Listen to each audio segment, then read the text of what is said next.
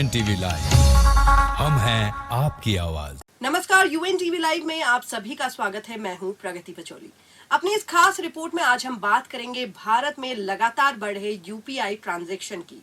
अगर आज से 5 से 6 साल पहले की बात करें तो भारत में पैसों के लेन देन के लिए बैंकों के चक्कर काटने पड़ते थे और यह एक लंबी प्रक्रिया भी होती थी। लेकिन वर्तमान समय में पैसों का लेन देन बेहद ही आसान हो चुका है। यह इतना आसान हो गया है कि अब घर बैठे या फिर किसी भी जगह से आप आसानी से यूपीआई ट्रांजैक्शन के माध्यम से पैसों का लेन देन कर सकते हैं। आखिर भारत में वर्तमान समय में प्रति माह कितने यूपीआई ट्रांजैक्शन हो रहे हैं और इस ट्रांजैक्शन की टोटल वैल्यू कितनी है, आइए आपको अपनी इस रिपोर्ट में बताते हैं। इससे पहले कि अपनी इस रिपोर्ट में हम भारत में यूपीआई ट्रांजैक्शन के आंकड़ों की बात करें, सबसे पहले चलिए आपको बताते हैं कि आखिर यूपीआई ट्रांजैक्शन होता क्या है। बता दें कि यूपीआई का full form unified payment interface होता है। यह भारत का एक स्वदेशी पेमेंट सिस्टम है। वहीं वॉलेट सिस्टम देने वाला हर ऐप यूपीआई के जरिए लेन देन की डायरेक्ट सुविधा प्रदान करता है। यानी अगर आप चाहें तो वॉलेट से भी लेन देन कर सकते हैं और यूपीआई से भी। भारत में ई पेमेंट के लिए वॉलेट सुविधाएं भी उपलब्ध है। पूरे देश में जितना ऑनलाइन ट्रांजैक्शन हो रहा है उसका 50% से भी बड़ा हिस्सा वॉलेट ऐप का है। रिटेल पेमेंट में तो यह आंकड़ा 85% से भी ऊपर का है।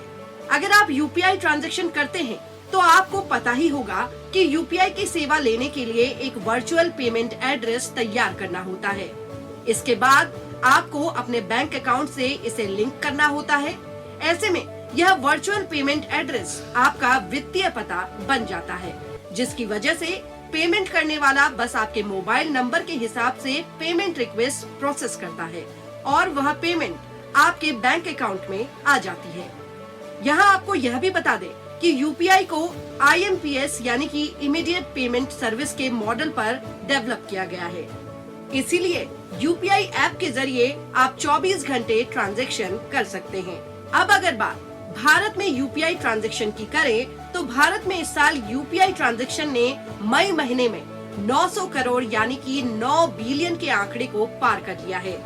National payment corporation of India यानी कि NPCI की ओर से जारी डेटा के तहत यूपीआई पर भारत में मई महीने के दौरान टोटल 941 करोड़ यानी कि 9.41 बिलियन ट्रांजैक्शन हुए हैं। वहीं आपको जानकर हैरानी होगी कि इन डिजिटल ट्रांजैक्शन की टोटल वैल्यू 14.3 लाख करोड़ रही है, जो एक साल पहले के मुकाबले 37% ज्यादा है। इतना ही नहीं, ट्रांजैक्शन के टोटल वॉल्यूम में भी सालाना आधार पर 58% की ग्रोथ देखने को मिली है, जबकि यह संख्या मई 2022 में 595 करोड़ यानी कि 5.95 मिलियन ही रही थी।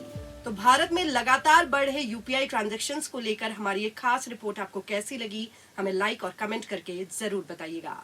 नमस्कार।